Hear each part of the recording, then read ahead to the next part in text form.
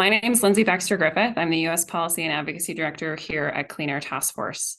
We're talking today about 1 year on from the Inflation Reduction Act. It's been 1 year since passage. So we're taking a look at what we know about deployment of critical clean energy technologies and infrastructure in the United States, as well as the global impact of U.S. federal support for clean hydrogen, sustainable aviation fuels, among other key climate solutions. So what is the latest in energy modeling at Princeton's REPEAT project? Tell us about the impact of the Inflation Reduction Act on emissions reductions we hope to achieve in the coming decade.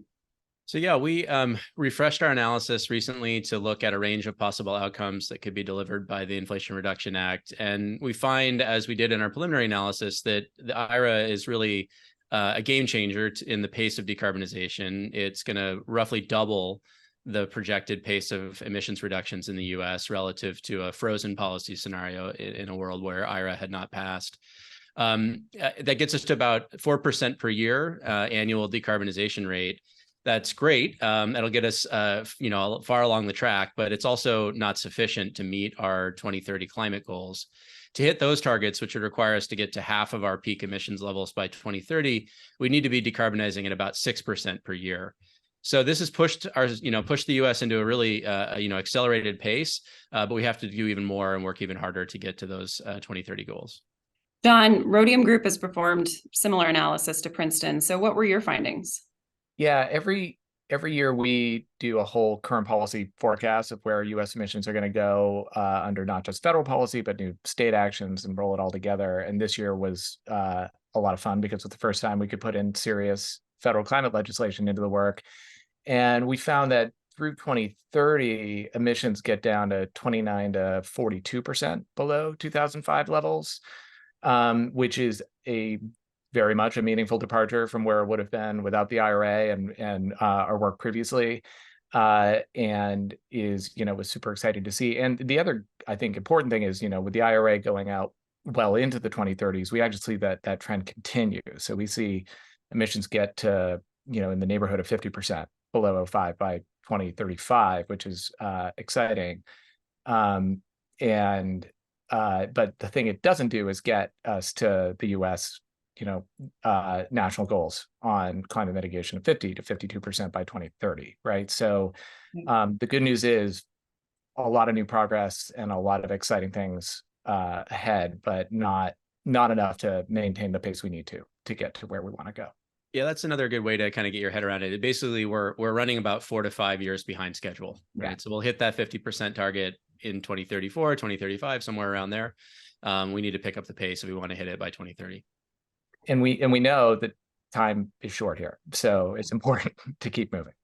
Yeah, there's a lot we still need to do to achieve the emissions reductions the U.S. is committed to, as you mentioned, and we'll need to do that not just by building more faster, but also by getting implementation right at all levels of government. So what do you see as critical to getting that piece of the puzzle right? Yeah, I mean, there's a lot in the bill, right? So a lot has to go right. I think a couple things.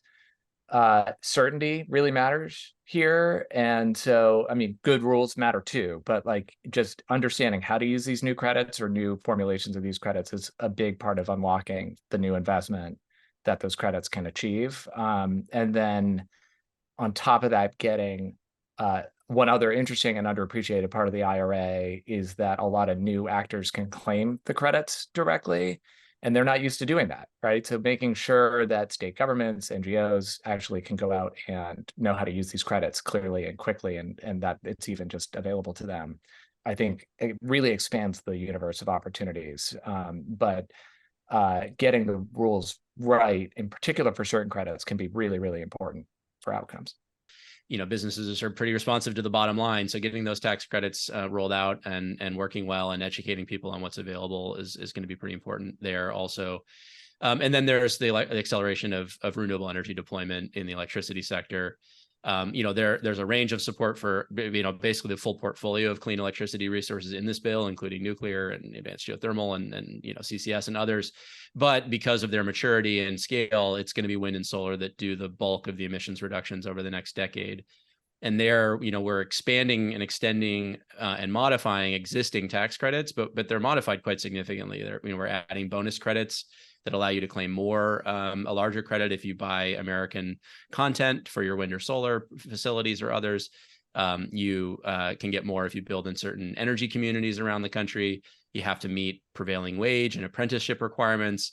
And there's the new transferability and direct pay rules that John mentioned, which are critical to make sure we can fully monetize, or as much as possible monetize these credits and actually have them drive down the cost of clean energy and not just increase revenues or profits at Goldman Sachs or Wells Fargo. All that stuff has to get worked out in IRS rulemaking, but also the industry has to figure out and make good use of those credits, and that's going to take a little bit of time. So I would imagine we're going to start to see, more and more impact, 2-3 years out as projects that are on the drawing board now get a good look at the new rules, and then can move forward with certainty and plan how they're going to execute those projects. So, 2026, 2027 are going to be banner years, I think. In the next couple of years, we're probably seeing projects that were already, well underway, maybe got pulled forward a little bit in time, but not, not whole new projects that, wouldn't have otherwise been here. Yeah, around this anniversary, like I've talked to a lot of media around this, and everyone's like, first year is really encouraging. It's all this great news. I'm like, this is nothing. Like if this does what we hope it's going to do, this is nothing compared to what's coming. And so, we're going to look back and be like, this is kind of a yawner of a year compared to what's really happening now. So I want to ask about a different set of rules, but as you know, Clean Air Task Force, we did a gap analysis, Jesse, that actually built on your Inflation Reduction Act case that showed a whole suite of greenhouse gas regulations that the Environmental Protection Agency has underway. So on power plants, cars and trucks, oil and gas methane, all of those should be finalized in about the next year. Those will be necessary, we found, to close the gap. But we also found that it's going to take new regulations on a number of additional industries, such as cement, refineries, and steel. Yeah, that's very consistent with our results. We look at the gaps between what we would see in a kind of, efficient, cost optimized net zero path versus what we see under the current policy trajectory. The biggest emissions gap really still comes from the power sector. So despite all the progress, we're seeing the limitations of a carrots only, no sticks kind of approach, which is what we really, see in the Inflation Reduction Act, all incentives for new supply, is that it doesn't really discriminate between coal and gas in the existing fleet. And if you were trying to decarbonize, the first thing you would do, the most cost-effective thing to do, is really to, phase out the coal fleet. And, in some cases, that means relying more on natural gas for reliability needs in the near term. But in general, that's going to drive significant emissions reductions. And so we do see, somewhere on the order of 500 million metric tons per year of, excess emissions above what we would want in a net zero path from the power sector. And most of that is from coal plants that, are the relatively younger, more efficient, more valuable portion of the fleet that isn't going to go anywhere, just facing economic pressures from new wind and solar entrants. And so that's where the EPA power plant rules really can make a difference in terms of changing the economic outlook for existing coal plants, ensuring that if they do stick around, they fit carbon capture equipment to reduce their emissions or co-fire with natural gas. And if it is economic to retire them and replace them with something else, it's an added incentive to do that. So that's a big chunk of additional emissions reductions. I think given the timing of the EPA rules and kind of when they kick in, it's not clear that they'll have a huge impact in 2030, but they will as time goes on. And that's really important too. The other area is industry, right? We have really no comprehensive industrial decarbonization strategy. We have incentives for hydrogen. We have incentives for CCS. We have a $6 billion grant program to do some demonstrations of new ways to reduce emissions in industry. But if we were really trying to, get on the path to net zero, industry is almost as large a contributor to emissions as power or transportation, and has been making much less progress on reductions. And so we really need to double down on efforts to improve, productivity and energy efficiency across industrial processes, but also electrify heat, and switch to other processes that are less carbon intensive. And we don't really have a lot of policy drivers for that at the moment. So those are definitely gaps. Going beyond just implementing the Inflation Reduction Act in states and communities, there is absolutely a need for upcoming legislative efforts, right? In the next few years, we're going to be revisiting tax credits, but they'll also be reauthorizing and funding existing research, development, demonstration, deployment of technologies that will take decarbonization all the way, including in industry, as you mentioned. Yeah, I mean, I was just going to say, nobody expected the IRA to do everything. And, our work so far that we just talked about, both us and Jesse's work demonstrates that, right? Which means obviously, if we wait another 20 years for serious legislative action, we're going to be pretty fried. I think, you mentioned authorizations and new appropriations and things like that, and revisiting the tax credits, which I think are all absolutely important to focus on. I think everybody should take a fresh look at just what's possible politically and policy wise, not just at the federal level, but at all levels of government, because I think we're going to need to throw a lot of new ideas on the table and wrestle with things. And I think obviously the 2024 election will be pretty critical to determining kind of what operating conditions we'll have to pursue something new. But if we don't have good salient ideas to follow through on in the relatively near future, we're going to miss the next big opportunity. Yeah, and I would say there's two ways that IRA really directly encourages that follow-on legislation as well. So it does make it easier to win next time. And the one is that, beyond the federal government, basically Uncle Sam is now picking up a big chunk of the tab for pretty much everything, right? Any clean energy option, any decarbonization option just got, put on sale, something like 10 to 50% cheaper, thanks to the tax credits and grants and things like that available from the federal government. And so what that does is it means that every other jurisdiction, right, from the state to local level, or voluntary actions by companies that have committed to decarbonization, all of that gets cheaper and easier thanks to IRA as well. And so whatever made political or economic sense prior to the passage of this law, we should be revisiting that across the board, right? At the state level, I mean, at the city level, at the corporate level. And we're starting to see that, right? We're seeing states like Minnesota and Michigan and New Jersey, hopefully working here hard on a new clean electricity bill that are, taking stock of the fact that now we can push even further on our clean energy goals without raising costs for the state or for ratepayers. And so that's a huge opportunity to kind of double down. We're also seeing complementary policies. So Colorado passed a huge package of laws, one of which I thought was really interesting was a demand side hydrogen policy. So we have a big focus on, making clean hydrogen cheaper through tax credits at the federal level, but really nothing focused on where should that hydrogen go to have the highest, best use, in decarbonizing industry or fuels or other sectors. That's probably going to require more policy intervention to kind of make sure that we're prioritizing areas that make the most emission sense, not just the most economic sense to start with. And so Colorado, has a new additional tax credit available for the demand side of the picture for a set of harder to decarbonize activities or industries. That kind of creativity, I think, is really important at the state and local level. How do we think about complementing what the federal government's doing with additional policies that can both take advantage of that funding, but also help direct it to the most productive areas? The second thing it does is all of the innovation policy here. I mean, we're going to stand up whole new industries and scale up technologies that today are extremely nascent, but 4 or 5 years from now are going to be seeing billions of dollars of investment at commercial scale, whether that's clean hydrogen or synthetic fuels, carbon capture, advanced geothermal, advanced nuclear, and others. And the cheaper and more mature those get, the more options we have for decarbonization, the more politically palatable and economically feasible it is to take another look at how far we can go in certain sectors and revisit that at the federal level as well. I want to ask you both about, John, you all recently did some work on early stage R&D and how that technology in particular benefits from the Inflation Reduction Act and other recent federal legislation, which, we talked a lot about deployment, about how, getting stuff built on the ground with federal funds is really, to Jesse's point, sort of renewables that are mature technologies are ready to go. But can you say a little bit about sort of what you think the impacts of, what it's been sort of in the last year and what you see going forward for early stage research and development and technology? Yeah, I mean, I think we're starting to see the first steps of what Jesse was talking about with whole new industries standing up.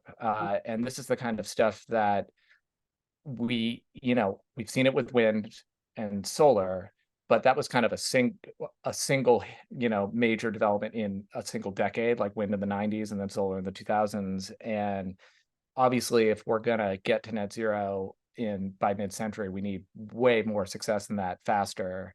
And that's, I think, where there's an array of components of the IRA, both direct funding of demonstration projects. There's all the loan program office capability and authority to de-risk new commercial, first of a kind deployment. And then there's the tax credits, which give a very clear long-term signal to all of these developers and innovators that there's going to be a market for this stuff. And it's that holistic approach across all the different steps in the innovation space that I think makes all of this much more realistic and possible compared to, say, in 2020, Congress passed the Energy Act, which was very exciting and put a whole bunch of new money into research and development alone, and reauthorized the Fossil Energy Office at DOE, which expanded the carbon capture R&D portfolio in a really great way. But that was all it did. And so, you could get some really great breakthroughs at the R&D level and then have no place to go, right? But now with the infrastructure bill and IRA on top of that, you're now seeing like serious commercial scale projects. You're seeing brand names getting into a variety of different spaces.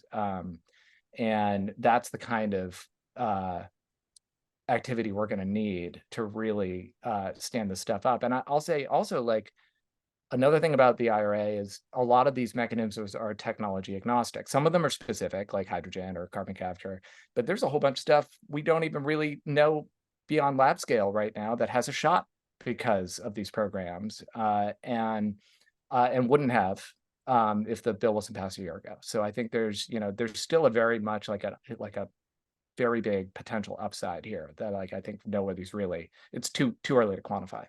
Yeah, and I think that is where IRA is likely to have the biggest international influence in the long term as well, because we are creating a huge, demand pull for innovative technologies here in a giant market. I mean, the US is a huge market to deploy in conjunction with what's happening in Europe, what's happening in China. Like we have some of the world's largest markets for energy and technologies now, very clearly committed to commercial scale deployment of a wide range of these technologies. And so, if you're an early stage company now that maybe has raised its Series B and is, demonstrating your technology, you've got a lot of confidence now that the policy signal is clear, that the market is there to scale up, to reach multi-billion-dollar scale. That really was not true just a few years ago, when it was still kind of touch and go, and it was unclear whether or not there was policy durability and, clear consensus for these kinds of supports, and where many of them just didn't exist. They weren't even on the drawing board.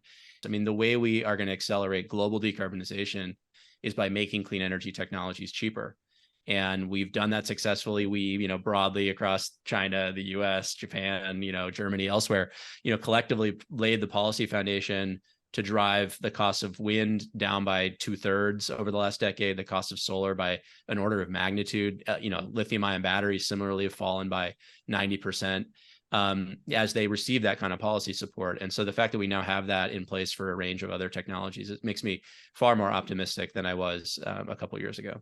John, I want to come back to you on this point about the international impacts, because recently Rhodium Group identified that the benefits of Inflation Reduction Act funding from early stage R&D and critical technologies like hydrogen, direct air capture, sustainable aviation fuels, that's going to provide climate solutions, as was pointed out, that go beyond the United States. Climate change, global issue. Your findings seem to suggest that efforts in Washington to invest here will lead to those cost reductions in technologies, enabling them to diffuse globally at a much faster pace. Yeah, we used our new global energy modeling capabilities to take a look at, like you said, hydrogen, sustainable aviation fuel, and direct air capture, to say, okay, if the IRA does what it's supposed to do to get that early stage demonstration deployment done on those three technologies over the long run, and this is the long run, like to 2100, what can we expect to see globally? And it's just worth noting that, like, for these early stage technologies, a few additional rounds of cost reduction sooner really do flow way out over time and space to really get huge benefits for the world. We found that for every ton that these three programs for these three technologies reduce in the United States, you get 2.4 to 2.9 tons of emission reductions everywhere else. And that's just from get it into basically what I said, making clean tech cheap sooner gets more deployment, which then displaces more fossil emissions in more places. And, this can also, it's an interesting signal around, okay, well, U.S. leadership could be pretty important here, not just for U.S. carbon abatement, but also for global abatement. I think it also really proves the concept that there are potentially more frontier technologies where the U.S. could lead. And just think about what those would do on top of all this. Because it's worth noting, this is like our first pass at trying to quantify this. It's not an easy thing to do. And it's why we only looked at 3 technologies. But as we know, there's lots of other technologies that could scale and deploy. There are lots that are targeted by the IRA, and we hope to dive in deeper on this over time. And I think it's also worth just thinking about, as the U.S. gets more and more progress on reducing emissions here at home, our annual contribution to global emissions will shrink. But as the biggest economy in the world and the most innovative place for clean technology in the world, I think it's worth asking the question, well, then what else can we do to help solve this problem beyond just cleaning up our own house, which definitely needs to happen. And I think this may be the space, a space for sure, where the US can really make a huge contribution into the long run. Well, thank you both. It's been a great conversation, and 1 year on from the Inflation Reduction Act, it's clear there is a lot we still need to do, but plenty of reason, I think, to be hopeful that we'll get the opportunity to do more, and that alignment around a lot of these policies and incentives is going to have a really significant impact on emissions, both here in the United States, but also globally. And that's just such a great thing to see, even 1 year in. So we're looking forward to seeing how the next few years go, in particular at Clean Air Task Force, what happens with regulation and with renewal of a lot of these tax credits and policies, and what we can do even more on climate to reduce emissions further. So thank you all so much for your comments today, and thanks for joining us. Thanks, Lindsey.